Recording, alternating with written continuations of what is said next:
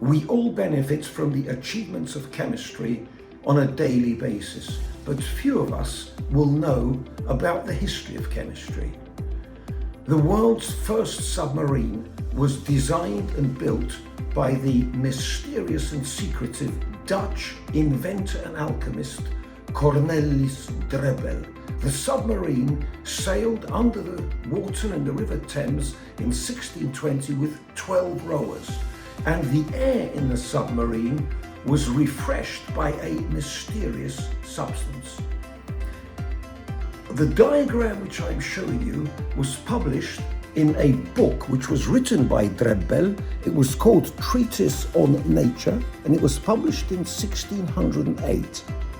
Could this diagram, by any chance, be showing the thermal decomposition of potassium nitrate to make oxygen?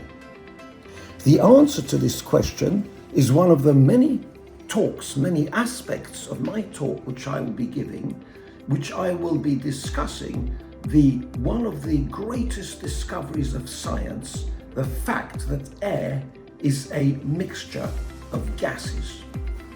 I will now briefly show you an experiment.